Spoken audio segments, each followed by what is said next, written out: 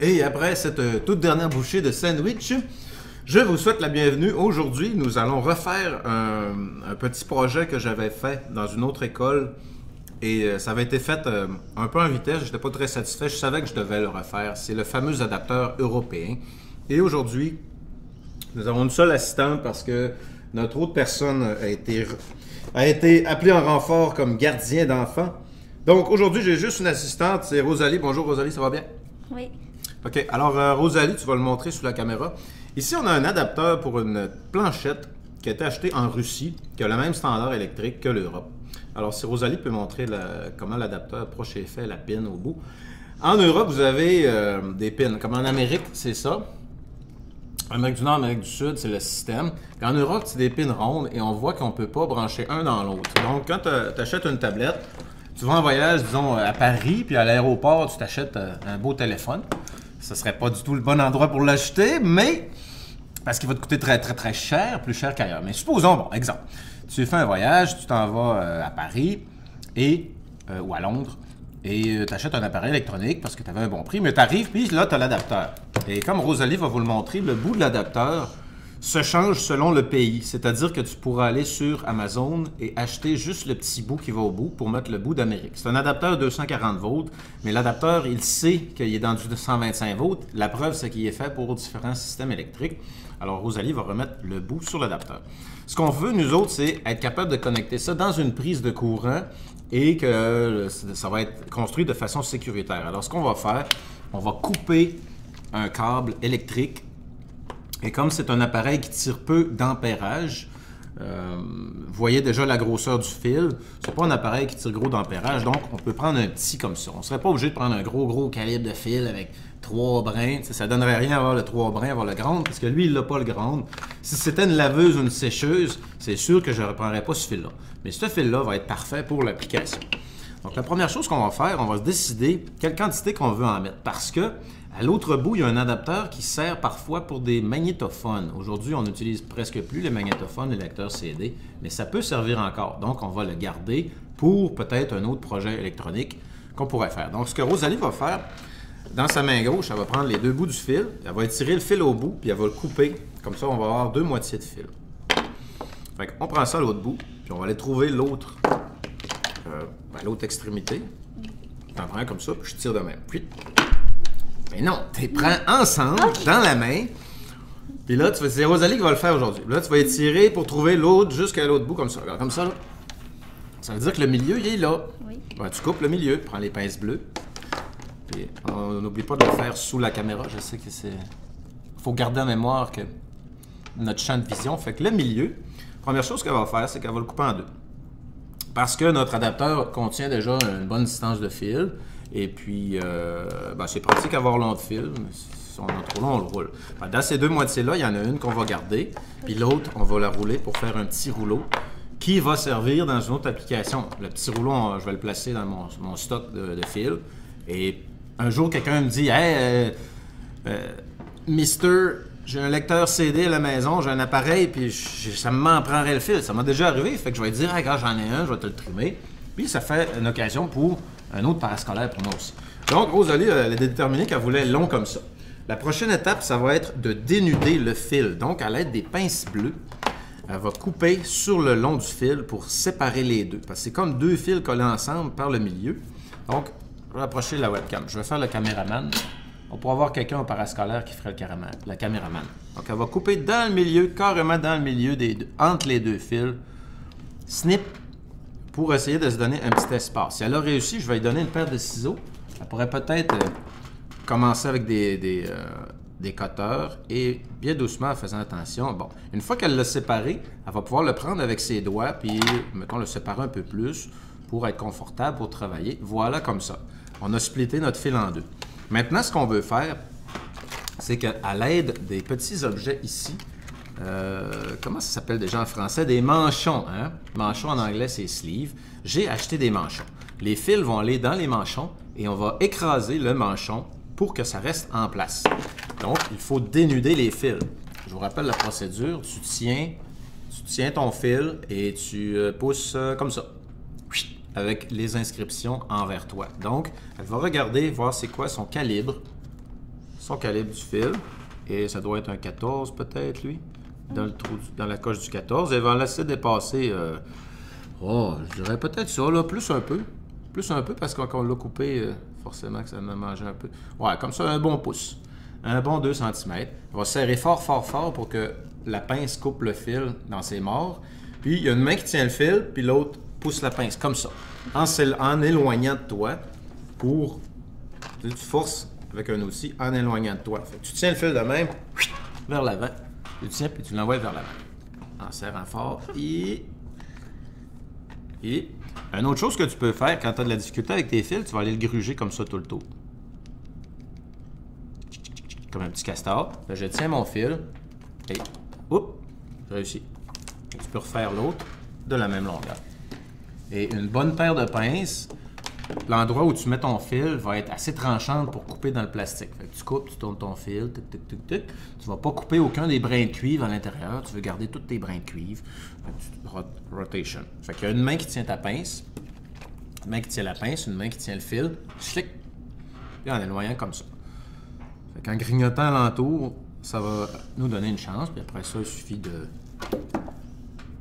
Tu tiens la pince avec les écritures vers toi. Puis l'autre main, c'est le fil. Une main sur le fil, une main sur la pince. Tu tiens ton fil, puis, hop, comme ça. Ouais, on n'est pas loin. Non.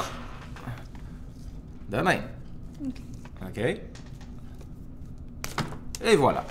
Donc, on a dénudé nos deux fils. Lesquels va lequel, c'est pas vraiment important pour l'application qu'on veut faire. Si on voulait être très précis, électroniquement parlant, bien sûr que tu ferais d'autres démarches pour. Maintenant, ce qu'on peut faire, c'est ouvrir la petite boîte avec les manchons. Pour ça, on peut prendre l'outil qu'on veut. On peut prendre des ciseaux, couper l'étiquette.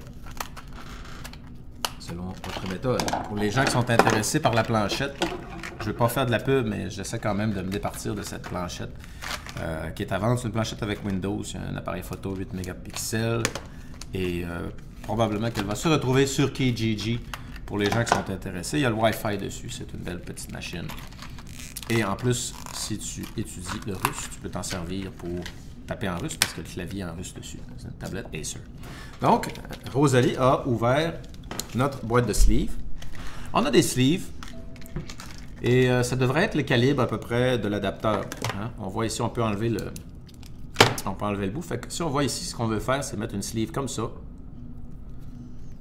Et est-ce que c'est trop gros? J'avais peur que ce soit trop gros. Est-ce que ça va être trop gros? Bon Seigneur, l'idée c'était de mettre une sleeve ici puis de rentrer le fil à l'autre bout. Je crois que je vais le forcer. Petit effort. On va lui demander un petit effort. Si j'avais quelque chose qui ferait un petit marteau, ça ferait bien aussi. Si ça pouvait forcer pour rentrer là. Parce que c'est pas le standard du tout. C'est pas une procédure standard où je le mets à l'envers comme ça ici. Ouais.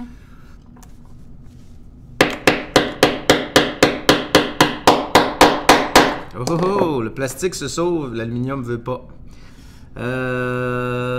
Qu'est-ce qu'on va faire maintenant? On le coupe en la brano. Ouais, on peut le couper sur le long. La prochaine démarche, c'est moi qui vais le faire dans le coffret de plastique transparent. Amène-nous le coffret, s'il te plaît. Donc, moi, je pensais je pouvais tout simplement mettre le connecteur dans la sleeve, mais le connecteur est juste un petit peu trop gros. Donc, la méthode suivante, pour pas que l'enfant arrive à la maison avec moins de doigts que d'habitude, je vais le tenir avec des pinces. Les pinces qu'on a amenées ici. Je vais le tenir avec les pinces et couper le plastique pour accéder au petit manchon de cuivre qui est en arrière. Moi, j'ai déjà cassé ma lame d'X-Acto, ça va bien. Non, je n'utiliserai pas le briquet. Il y a des gens qui disent, regarde, je coupe envers moi, comme un mauvais garçon. C'est comme ça qu'on se blesse. Alors, je vais couper le plastique et avec l'autre paire de pinces, peut-être être bon pour... Voilà, je déchire son plastique, on va aller chercher la sleeve à l'intérieur. Le manchon, excusez, pardon. Donc, votre manchon, c'est un petit morceau de cuivre comme ça. Et pour agrandir l'ouverture, je vais aller le pincer avec mes pinces. Zip. Pincer avec les pinces. C'est qu'on parle bien dans cette classe-là. C'était un beau lundi. Les enfants étaient en forme. Ils sont revenus. Tout le monde a une belle relâche. La semaine des lâches. Donc, des sleeves comme ça, c'est standard pour des fils électriques. Si vous faites des... Quand quelqu'un se fait un trailer, des fois, il rallonge. Tiens, on a fait une sleeve de même. Alors, Rosalie va vérifier si la sleeve va être prête à mettre par-dessus. Ça va-tu rentrer? Es-tu capable de taper dessus avec... prendre une petite paire de pinces, t'improviser un marteau? Ouais, ah ouais, ah ouais, ah ouais, ah ouais.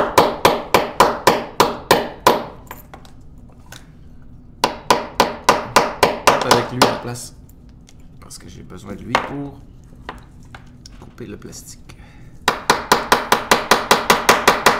Vu qu'on coupe le plastique, je vais regarder si j'ai de la thermogène. Vous vous souvenez, la thermogène, c'est le tube en plastique noir que tu mets avec un briquet. Et avec la chaleur, il va se rapetisser, il va rétrécir. Moi, j'ai une question pour vous à la maison. C'est quoi la différence entre réduire et diminuer? Ben...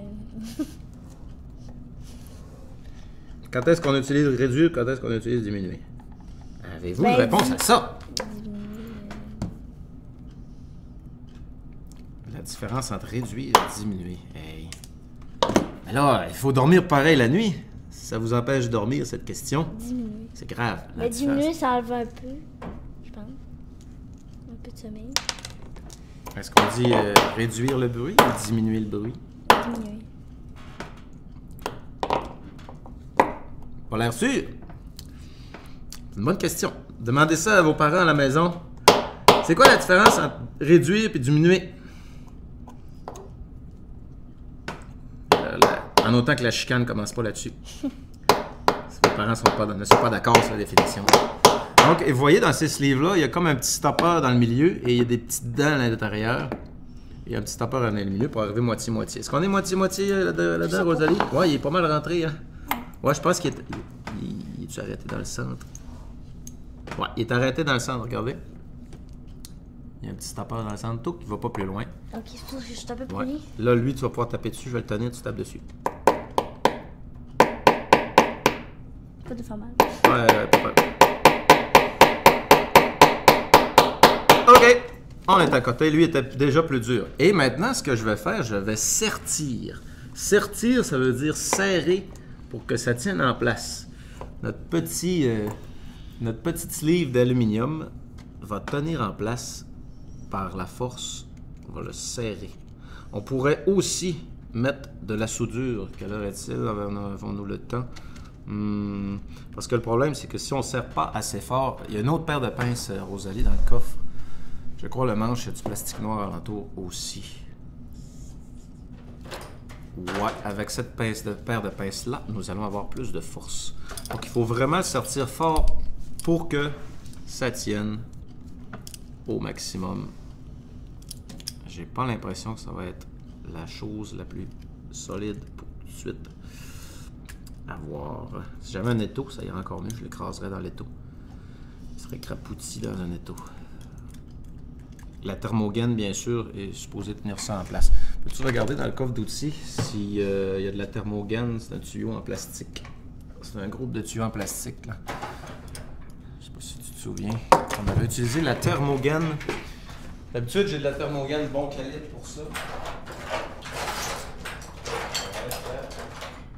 Ça. On a trouvé la thermogène et, bien sûr, la partie que tous les enfants adorent, le briquet. Y a-t-il un briquet? Ah! Oui, là. Oui. La partie que tous les enfants adorent, utiliser le fameux briquet. Donc, on a de la thermogène. Rosalie va regarder à l'intérieur. Qu'est-ce qu'on a dans notre stockage de thermogène? On aurait peut-être une assez grosse qui pourrait faire. Ça pourrait faire. Une fois qu'on va avoir terminé, on va, avant de tout finir, on va mettre la thermogène. Après ça, on écrase le tout. Donc, sertir. Vous voyez ici, on a des espèces de coches dans la pince. Et ça sert à sertir quand vous avez des connecteurs, exemple comme lui, comme dans la petite boîte que j'ai achetée. Ben, vous le mettez, vous voyez, le jaune est là, là. Ça veut dire que ce calibre-là, c'est fait pour aller là. C'est fait pour écraser quelque chose. Donc, avec mes pinces, je vais avoir beaucoup plus de force avec ces pinces-là qu'avec les autres. Je vais essayer de les prendre en force parce que j'ai mon manche est plus long et je vais forcer. Ah! J'ai dit, hey, toi, écrase. Il a dit, OK. T'écrapoutir le nez. Comme ça. Pas de danger, ça ne revolera pas, là, mais il faut que je force. Bon, c'est pas mal, c'est pas mal. C'est pas mal, ça va faire. Maintenant, on va sortir les fils. Fait que là, je vais plier un fil en deux, comme ceci.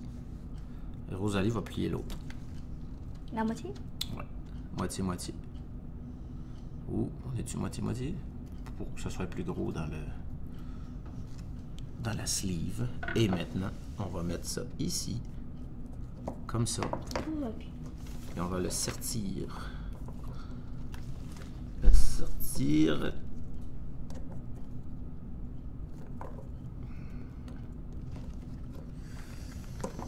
Est-ce que ça va fonctionner? J'ai jamais utilisé cette technique parce que d'habitude, je soude et ça n'a pas tenu. C'est sauvé après l'autre.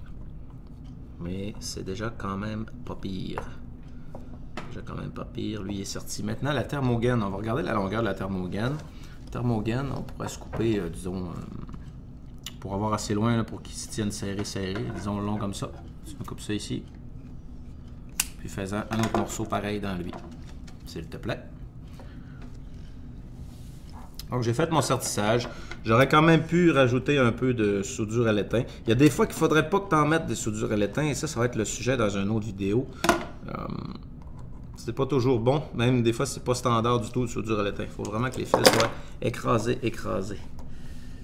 Sertis de diamant. Tiens, mon sertissage va être prêt. Là, ça ne tient pas en place, mais lui, il tient en place, c'est certain. J'aurais toujours pu mettre un peu d'huile. Pas d'huile, mais de soudure, dis-je.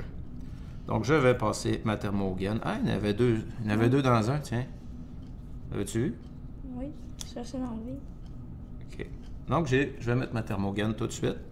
Et l'autre, c'est-tu un pareil? Si. Ça fait qu'on en a trois, finalement. Oui. Puis, il y en a même un dans l'autre, lui aussi.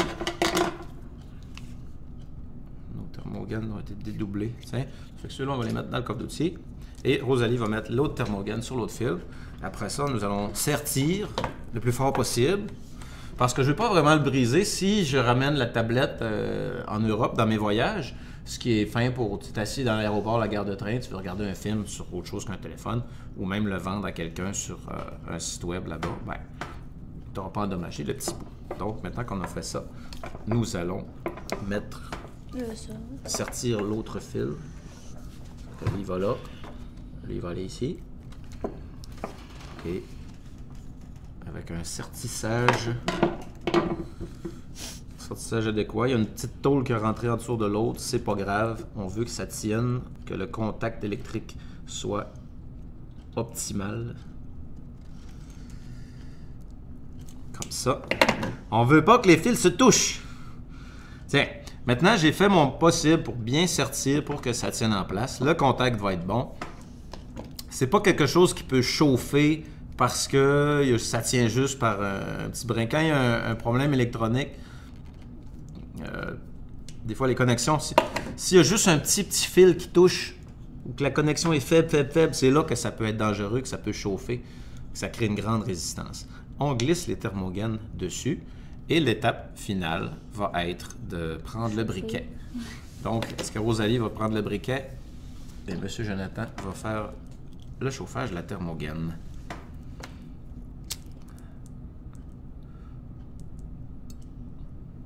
Je vais doucement, je ne veux pas que le plastique dégage de la fumée. S'il dégage de la fumée, c'est sûr que j'ai exagéré trop.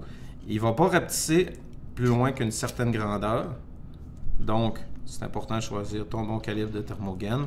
Tu peux le faire chauffer, ta thermogène un peu, arrêter, revenir, parce qu'un briquet, c'est pas fait pour allumer longtemps. Un briquet, c'est fait pour allumer une cigarette, ça prend 3 secondes. Il ne faut pas que tu tiennes un briquet tout le temps dans le fond de même.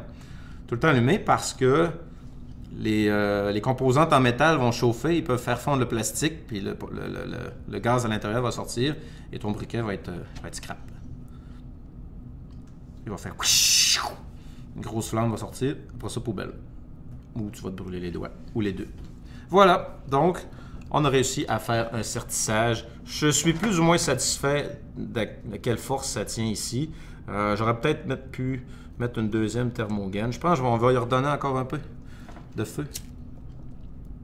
Pour être certain que nous avons fait travailler la thermogène au maximum, qu'on a tiré parti de ses propriétés.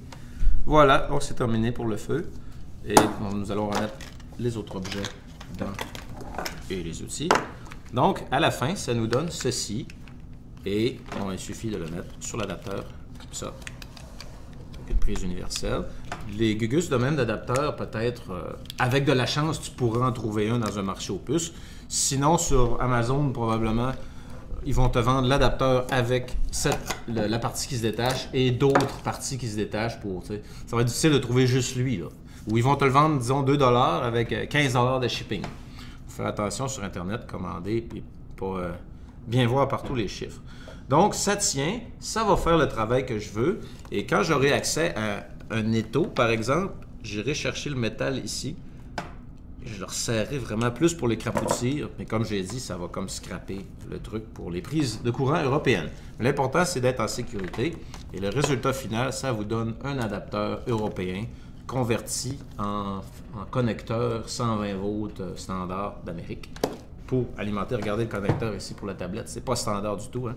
Ou ce que j'aurais pu faire encore, qui pourrait être le sujet d'une autre vidéo encore, c'est qu'on couperait le fil ici et on le solderait sur un adapteur fait en Amérique. Cet adapteur-là, c'est 12 volts. C'est 12 volts 1.5 ampères. Donc, si j'ai un adapteur 12 volts 1.5 ampères ou plus d'ampères, ben, je prendrais cet adapteur-là, je couperais lui, puis bon.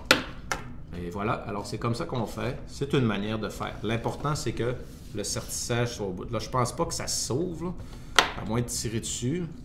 Puis, c'est sûr que une fois que ça s'est branché dans le courant, si ça va sortir, ben, il n'y aura pas de fil d'exposé parce que toute la partie en métal va rester à l'intérieur. Et puis, si je tirerais dessus, par exemple, ça pourrait pas devenir un danger de court-circuit. Mets-le à sa place, ton ordinateur, mets ton chargeur bien placé comme il faut. Et il va te donner encore bien quelques années de bons et loyaux services. On a un commentaire pour fin de la journée, Rosalie? C'est le fun. C'était le fun? Est-ce que tu peux nous raconter une chose que tu as vue intéressante pendant la relâche? On arrive à relâche. Quelque chose de pas pire. C'est à ton tour. Quelque chose de pas pire. Quelque chose de pas pire de relâche.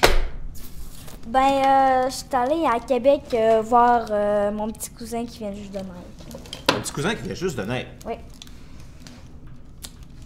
Comment il s'appelle, ton petit cousin qui vient juste de naître? Ellie. Ellie. Bien, à Québec. Ouais. Avez-vous eu de la neige dans le parc? Oui. Parce que les gens étaient inquiets dans l'auto. Non. Parce que les gens étaient nerveux dans l'auto. Mon frère, mon petit frère de 9 ans. Ton petit frère de 9 ans, Il aime pas ça. il aime pas ça. Puis là, c'est qui était au volant?